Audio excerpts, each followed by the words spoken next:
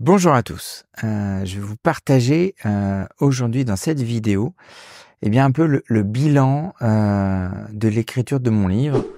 Devenez maître de vos objectifs. Et je vais vous expliquer un petit peu comment cette aventure m'a apporté en termes de synthèse, de clarification de mes idées, mais aussi de dépassement de mes croyances, propres croyances limitantes. J'en parle souvent. Mais aujourd'hui, je trouve quand même que les croyances et nos croyances limitantes prennent énormément de place dans notre vie d'entrepreneur.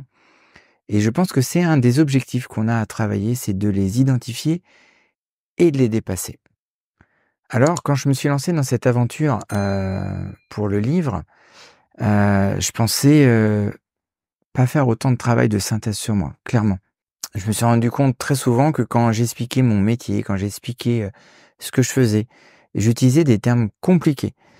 Et pour le livre, j'ai dû vulgariser beaucoup, ce qui a énormément clarifié mes propos euh, dans mes présentations, dans ma communication en général avec les clients et les prospects que j'ai.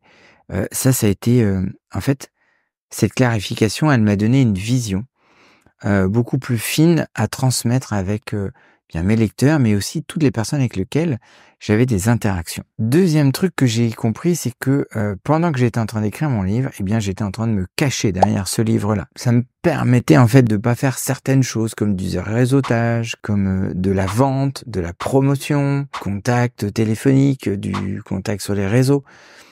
J'étais en fait bien au chaud dans mon bureau à travailler sur mon livre.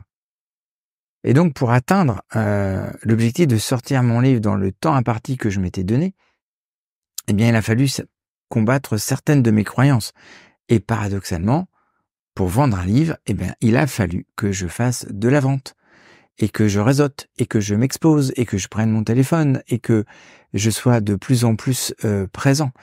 Et donc, aujourd'hui, quelques mois après la sortie du livre, je suis bien content de dire que alors, c'est pas un énorme chiffre, mais moi j'en suis très fier. J'ai vendu à peu près 150 livres dans mon réseau, dans des entreprises. Il y a des gens qui ont commandé en ligne. J'ai vendu beaucoup de livres comme ça directement avec des gens en parlant. Et donc du coup, c'est une vraie réussite pour moi parce que, j'ai dépassé ces croyances-là en fait. Et je m'en suis pas rendu compte tout de suite, vous voyez.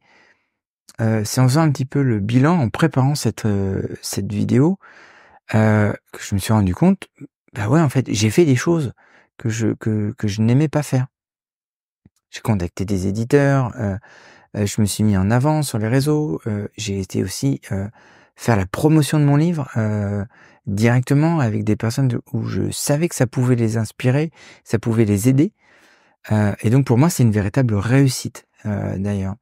Parce que j'ai combattu ces croyances limitantes-là. Le troisième point que j'ai compris, c'est que on s'improvise pas auteur. Pour atteindre un objectif d'écriture, j'ai mis en place une vraie méthodologie de travail avec des routines. Tout d'abord, je me suis donné des objectifs très définis. Terminer tel chapitre, mettre telle idée, faire attention à ne pas faire de répétition, à clarifier mes idées. Ça, c'était la première, on va dire la première routine. La deuxième routine que je me suis mis, c'est que je me suis pas jeté dans des heures et des heures d'écriture. Je me suis mis vraiment des temps tôt le matin, parce que je suis plus créatif le matin que l'après-midi. Je me suis mis à avoir des temps d'1 heure d'écriture sur un seul et même sujet.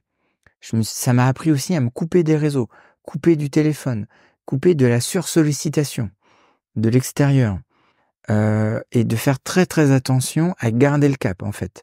Donc un plan et une vision, un plan stratégique à la semaine tiens, j'écris sur ça, sur ça, sur ça, je vérifie ça, je mets ça en place, je contrôle, et ça m'a aidé.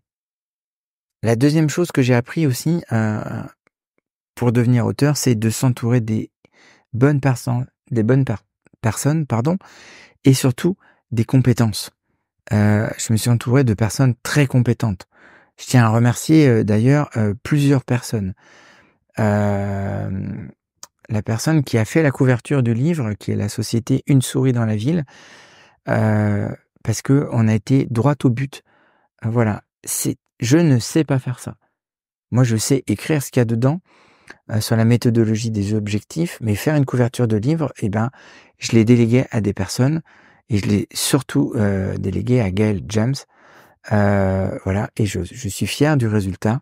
Je tiens aussi à remercier Philippe Métral, qui a été un soutien sans faille, qui m'a permis de garder mon cap, voilà, et qui a été mon comité de relecture, qui a été une participation hyper active dans ce bouquin, et aussi Laurent Fournigaud pour tous les outils méthodologiques que tu m'as donnés, et les plans, et la structuration, et toutes les questions que tu m'as posées, voilà, et tes fameuses phrases « je comprends rien de ce que tu as écrit », ça a permis aussi de clarifier mes idées, de reprendre.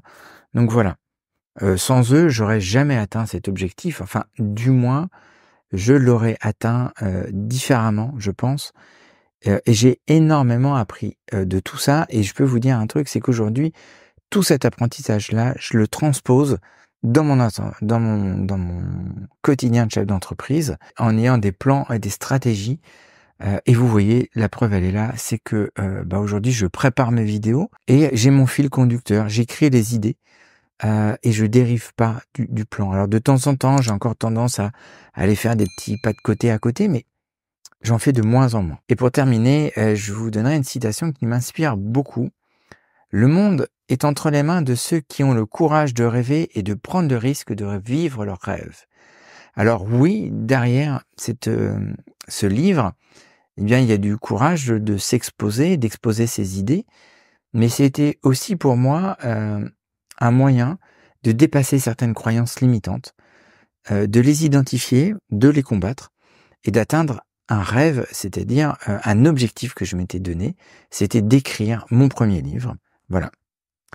Donc en fait, en résumé, écrire sur le livre m'a appris à clarifier mes idées, à surmonter des croyances limitantes, à développer des méthodologies de travail beaucoup plus rigoureuses et d'atteindre une satisfaction, une estime de moi, parce que ce livre, il contribue en fait à mon estime. Donc si vous avez un projet qui vous tient à cœur, n'hésitez pas à vous lancer, à surmonter vos croyances et aussi à développer un réseau autour de vous, d'identifier les bonnes personnes.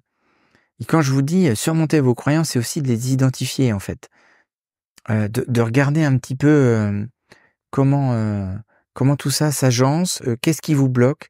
Entourez-vous de personnes qui vous inspirent et qui ont une vraie valeur ajoutée pour vous. Et là, je fais un petit pas de côté. C'est pareil dans l'entreprise, de savoir identifier les compétences, de savoir vous entourer des bonnes personnes pour prendre les décisions. Vous n'avez pas besoin d'en avoir 50. Mais il y a des personnes au sein de votre entreprise et des personnes à l'extérieur de votre entreprise qui peuvent avoir cette posture pour vous recadrer, pour vous donner des conseils, pour vous donner des plans, pour vous permettre de faire un bilan simplement de où vous en êtes. Ça, c'est un atout dans votre vie d'entrepreneur. Ce livre, c'est aussi la métaphore d'une vie entrepreneuriale et qui a des hauts, qui a des bas. Moi, j'ai réussi à m'entourer, à identifier des bonnes personnes, à identifier ses croyances, les combattre, et puis les remettre au premier plan, en fait. Même si elles sont pas totalement terrassées à des moments, je sais que là, je suis pas en train de me fourvoyer, et il y a un certain courage en disant « Attention, je tombe dans cette croyance-là ». Donc, merci à tous ceux qui ont contribué encore à ce livre. Merci à tous ceux qui écoutent cette vidéo. N'oubliez pas de vous abonner pour ne pas manquer les prochaines vidéos et aussi ces témoignages de ma vie d'entrepreneur qui sont importants aujourd'hui pour moi à transmettre. Voilà, je vous souhaite une très belle journée et à bientôt.